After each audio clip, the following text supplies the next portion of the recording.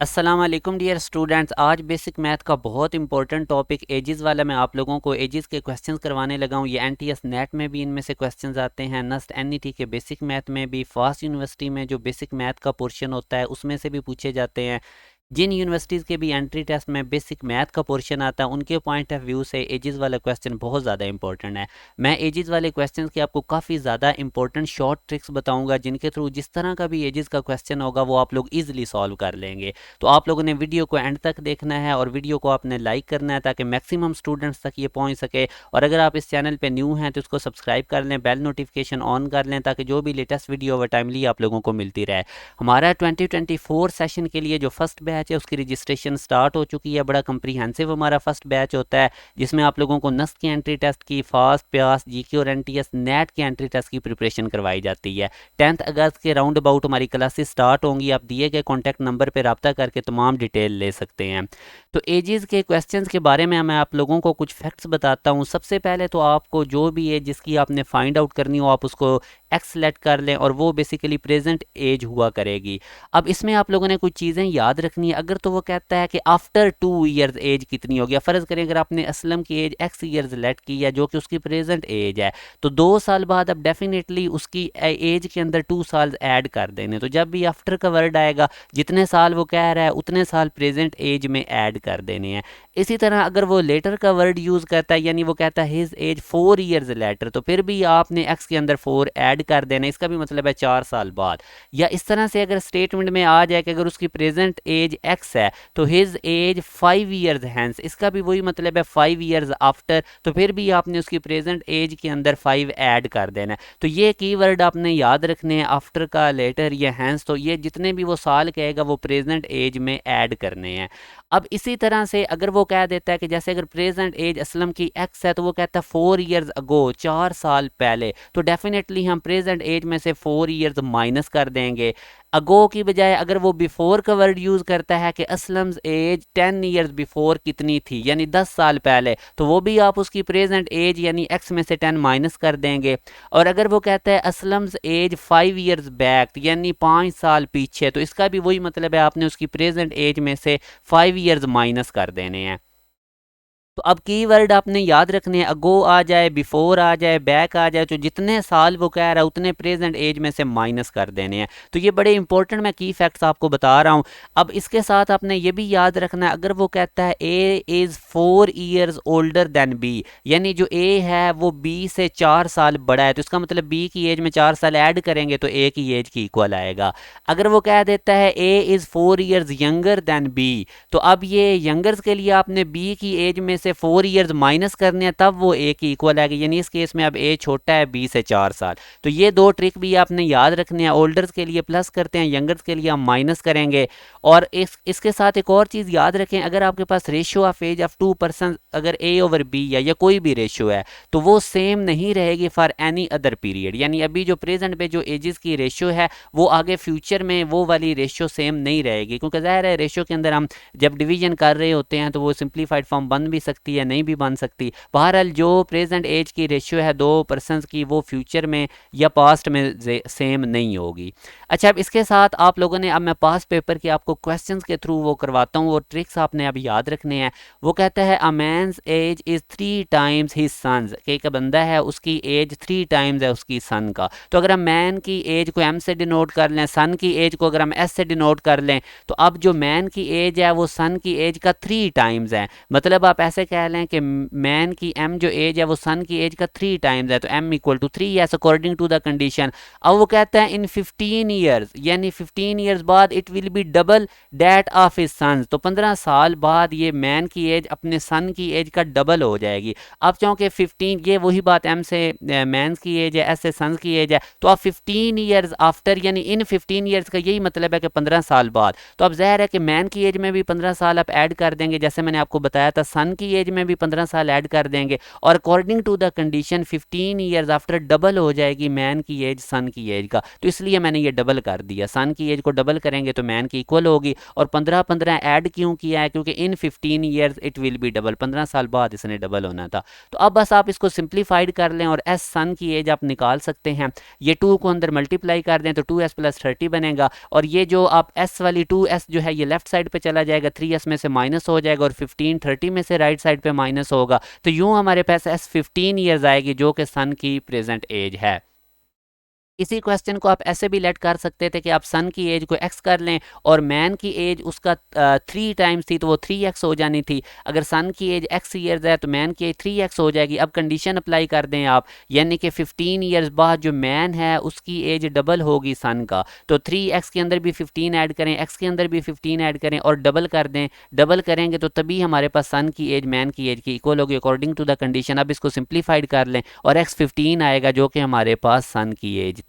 तो ये दो तरीकों से मैंने आपको करवा दिया है। अब ये वाला क्वेश्चन देखें, C's mother was 4 times as old as C than 10 years ago, यानी कि जो सी की मदर है वाज 4 टाइम्स, वो 4 टाइम्स है जो कि सी है 10 ईयर्स पहले।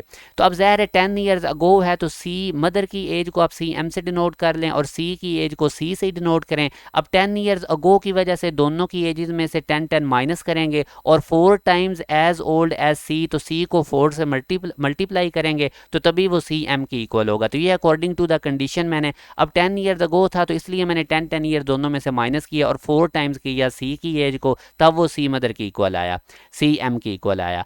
अब आगे अगर आप देखें तो वो कहता है after 10 years he will be twice as old as C is now. After के लिए अब दोनों की एजेस में 10 ऐड करेंगे और ट्वाइस कर देंगे, यानी कि सी एम की जो एज है आफ्टर 10 ईयर्स वो ट्वाइस होगी सी की एज का। तो इसलिए मैंने सी + 10 को 2 से मल्टीप्लाई किया। अब दो इक्वेशंस बन चुकी हैं, तो आप इन दोनों इक्वेशन को सिंप्लीफाइड करें। ऊपर वाली इक्वेशन में 4 को आप मल्टीप्लाई करें सी से तो 4c, 4 को -10 से मल्टीप्लाई करें -40। यही काम आप नीचे वाली इक्वेशन में करें, 2 को सी से भी मल्टीप्लाई करें, 2 को 10 से भी मल्टीप्लाई करें, तो ये बन गया। अब इसके बाद आप लोगों ने क्या काम करना है, ये जो दो न्यू इक्वेशन बनी है आप लोग इनको सब्ट्रैक्ट कर दें। बेसिकली हमारा टारगेट है सी की एज निकालना, तो हम इन दोनों इक्वेशन में से सी को निकाल लेंगे। तो ये सी एम से कैंसिल हो जाएगा, -10 -20 बनेगा, और ये 4c -2c 2c आ जाएगा, -40 -20 -60। यहाँ से आप इसको सिंप्लीफाइड करेंगे तो c हमारे पास 20 आएगा। तो यही उसने पूछा था कि c की एज कितनी है। सिंपल आपने कंडीशंस के अकॉर्डिंग इक्वेशंस बनानी और फिर उनको सॉल्व कर लेना है। अब नेक्स्ट क्वेश्चन में आप देखें कि वो कहता है a mother's age after 5 years will be twice the age of her daughter. तो अब अगर आप डॉटर की जो एज है, एम से मुराद मदर की एज प्रेजेंट होगी और डी से मुराद डॉटर की एज होगी। अब आप इस गिवन कंडीशन को अप्लाई करें, a mother's age after 5 years. After 5 years का मतलब है कि दोनों की एज में आप 5 ऐड कर देंगे और फिर ट्वाइस कर देंगे डॉटर की एज को। तो ये डी + 5 डॉटर की एज थी आफ्टर 5 ईयर्स और उसको ट्वाइस कर दिया। तो ये अब बेसिकली हमने कंडीशन एक बना ली। आगे वो कहता है the difference of their age is 19। तो दोनों की एज का जो डिफरेंस है वो 19 है, तो वो एम -d मदर और डॉटर की एज का हम डिफरेंस ले लेते हैं, वो 19 आया। यहाँ से अब आप लोगों का काम है कि आपने एज ऑफ मदर एम निकालना है। तो इधर आप डी की वैल्यू निकाल लें, एम -d इक्वल टू 19 में से आप डी की वैल्यू निकालें और इसको ऊपर इस इक्वेशन में प्लग इन कर दें जो फर्स्ट कंडीशन से बनी थी। तो अब मैं इस इक्वेशन में डी की जगह उसकी वैल्यू एम -19 लिखूंगा, आगे +5 था, -19 + 5 -14 हो जाएगा। 2 को अंदर मल्टीप्लाई करें, इसको सिंप्लीफाइड करेंगे तो एम की वैल्यू हमारे पास 33 आएगी। तो ये हमारे पास बीटा ऑप्शन। नेक्स्ट क्वेश्चन में वो कहता है the product of the ages of 2 class fellows is 24। तो 2 क्लास फेलोज हैं, एक की एज x कर लें दूसरे की y कर लें, तो दोनों की प्रोडक्ट 24। अब वो कहता है if the greater fellow is 3/2 time the smaller one. तो हम x को कह लेते हैं कि ये ग्रेटर फेलो है और y को कह लेते हैं ये स्मॉलर फेलो है। तो अब वो कह रहा है अकॉर्डिंग टू द कंडीशन, वो कहता है कि greater fellow is 3/2 times the smaller one. तो जो ग्रेटर फेलो x है वो 3/2 टाइम्स द स्मॉलर फेलो का जो कि y था। तो अब आपने सिंपल जो एज निकालनी है वो स्मॉलर फेलो की निकालनी है जो कि y है। तो आप ये जो x की वैल्यू आई है 3/2 y according to the second condition, इसको आप ऊपर फर्स्ट इक्वेशन में प्लग इन करें। तो आप इसको जब x की जगह पे 3/2 y लिखेंगे, यहाँ पे y है, y से मल्टीप्लाई होकर 3y² इक्वल टू 24। 2 डिवाइड हो रहा है, राइट साइड पे मल्टीप्लाई होगा, तो यहाँ से y² से ये 348 से डिवाइड होकर 16 बनेगा, उसका रूट लेंगे तो y हमारे पास 4 आएगा। अच्छा, एक तो ये तरीका है, हमें पता चल गया सी। एक दूसरा आप इसको ऐसे भी कर सकते थे कि हमारे पास दोनों की एजेस की प्रोडक्ट 24 है, तो आप 24 की फैक्टराइजेशन कर लें।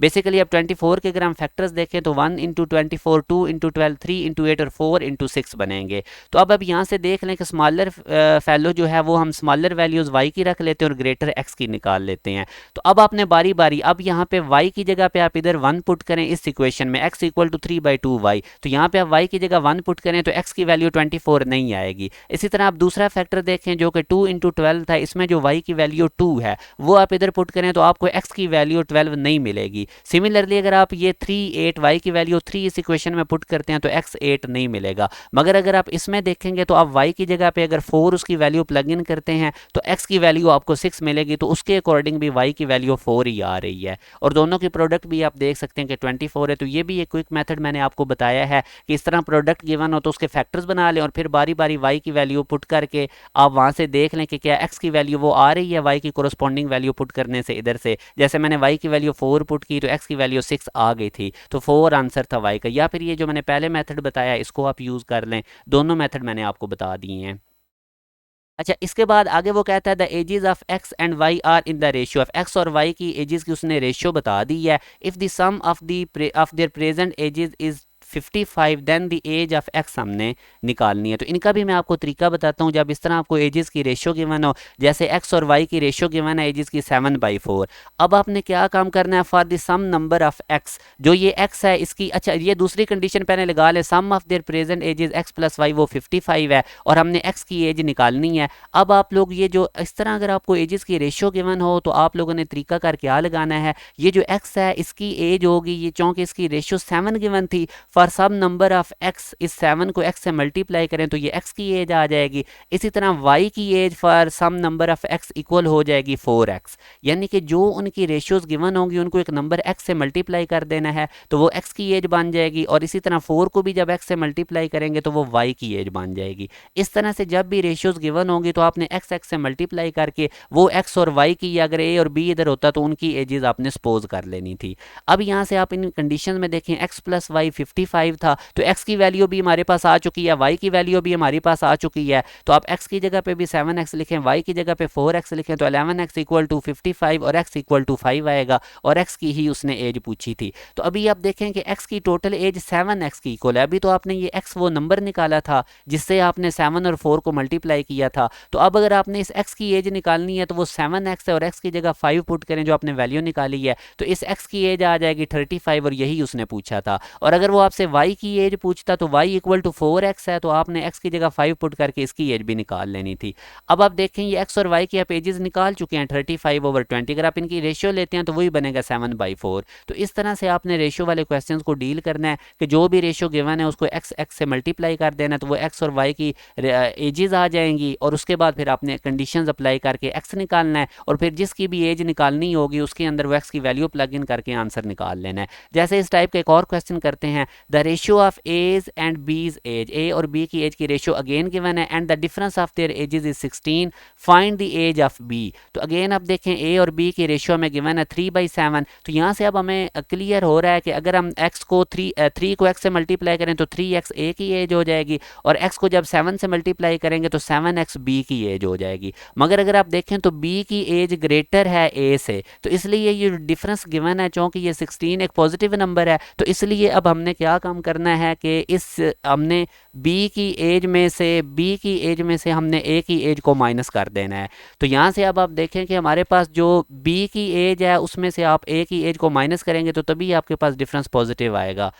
तो अब हमारे पास b कितना था 7x, तो b की एज लिखें। अब b हमने फाइंड आउट करना है तो इनका डिफरेंस अब क्यों पॉजिटिव है, क्योंकि हमने b में से a को माइनस करना है तो तभी हमारे पास डिफरेंस पॉजिटिव आएगा। और b की एज ग्रेटर है a की एज से, क्योंकि आप देख सकते हैं कि रेशियो b की 7 है और इसके x से मल्टीप्लाई करेंगे तो 7x ग्रेटर होगा 3x से।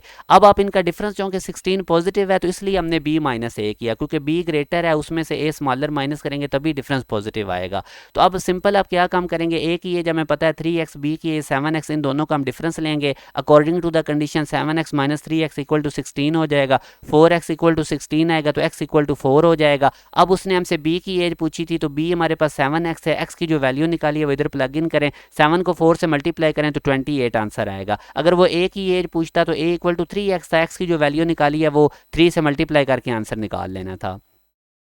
अच्छा, उसके बाद अब आगे देखें, the ages of A and B are in the ratio of 2:5। अब हमें ए और बी की जो एजेस की रेशियो वो 2:5 गिवन है। इसके बाद वो बता रहा है सी इज़ 7 ईयर्स ओल्डर देन ए, यानी जो सी है वो ए से 7 साल बड़ा है। तो डेफिनेटली ए के अंदर 7 ऐड करेंगे तो सी के इक्वल आएगा। और सम ऑफ द एजेस इज़ 88, तो इन तीनों की एजेस का सम 88 है, यानी ए बी और सी को ऐड करेंगे तो इनका सम 88 आएगा। बी की हमने एज निकालनी है, तो अकॉर्डिंग टू द कंडीशन जब भी इस तरह रेशियोज गिवन हो, मैंने अभी आपको बताया था कि ए की एज हो जाएगी 2x और बी की एज हो जाएगी 5x for some number x। उसके बाद अगर आप सी देखें तो ये इक्वल है a+2x के, a हमारे पास 2x है तो c इक्वल हो जाएगा a की वैल्यू पुट करने से 2x+7। अब ये a b और c की जो x के फॉर्मेट में एजेस आई हैं आप इस इक्वेशन में प्लग इन करें तो a+b+c इक्वल टू 88 था, a की जगह 2x, b की जगह 5x और c की जगह 2x+7 इक्वल टू 88। और ये सारी x वाली ऐड कर दें, 7 प्लस और 88 में से माइनस हो गया तो x आ जाएगा 9। तो यूँ हमारे पास अब उसने एज b की पूछी थी और b इक्वल था 5x। जो भी x आपने निकाला है वो इधर इसकी जगह प्लग इन करें और आंसर निकाल लें। अगर वो a की एज पूछता तो x की जो वैल्यू आई है उसको 2 से मल्टीप्लाई कर देना था, और अगर वो c की एज पूछता तो x को 2 से मल्टीप्लाई करके 7 ऐड कर देना था। मगर उसने चूंकि b की एज पूछी थी और b इक्वल था 5x के, तो x की वैल्यू को 5 से मल्टीप्लाई करके हम इसका आंसर निकाल लेंगे जो कि 45 ईयर्स है। तो ये एजेस के तमाम कॉन्सेप्ट मैंने आपको दे दिए, इनकी एक दफ़ा अच्छे से प्रैक्टिस कर लें। अगर कोई क्वेश्चन ना आए तो उसको एक दफ़ा दोबारा से देख लें। और बाकी मैंने क्वांटिटेटिव रीजनिंग के जो बेसिक मैथ एक पूरी प्ले लिस्ट बना दी है,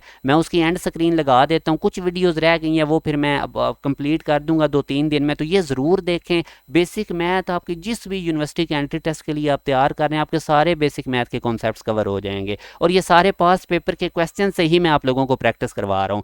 बाकी हमने एक व्हाट्सएप ग्रुप बनाया है जिसके अंदर आप लोगों को यूनिवर्सिटीज़ की अपडेट्स और स्कॉलरशिप की डिटेल मिलती रहेंगी। इसी वीडियो के डिस्क्रिप्शन में जाएं, आपको व्हाट्सएप ग्रुप का लिंक नज़र आएगा, वो भी ज़रूर ज्वाइन कर लें। और ये जो सेशन हमारा 10 अगस्त से स्टार्ट हो रहा है, जो बच्चे गैप ईयर ले रहे हैं या जो बच्चे रिपीट करने जा रहे हैं या जो अभी सेकंड ईयर में हैं, जिन्होंने बड़ी यूनिवर्सिटीज़ के एंट्री टेस्ट की प्रिपरेशन करनी है, तो वो ज़रूर ये 10 अगस्त वाला सेशन ज्वाइन करें। इसमें आप लोगों को बड़े कंप्रीहेंसिव लेक्चर दिए जाएंगे और आप लोगों को बड़ी रेलेवेंट प्रिपरेशन करवाई जाएगी। तो ये हाईली रिकमेंडेड आप लोगों के लिए सेशन है। जो बच्चे भी गैप ईयर लेने जा रहे हैं या अच्छी यूनिवर्सिटीज़ के एंट्री टेस्ट के लिए रिपीट करने जा रहे हैं या जो अभी सेकंड ईयर में हैं, तो उनके लिए ये बहुत ज़बरदस्त सेशन है, इसको ज़रूर ज्वाइन करें। आप इसकी डिटेल इस दिए गए कॉन्टैक्ट नंबर पर रब्ता करके ले सकते हैं। बाकी चैनल के साथ कनेक्टेड रहें, वीडियो को मैक्सिमम लाइक किया करें ताकि ये मैक्सिमम स्टूडेंट्स तक पहुँच सके और इसको आगे शेयर भी कर दिया करें। अपना ख्याल रखिएगा। अल्लाह हाफिज़।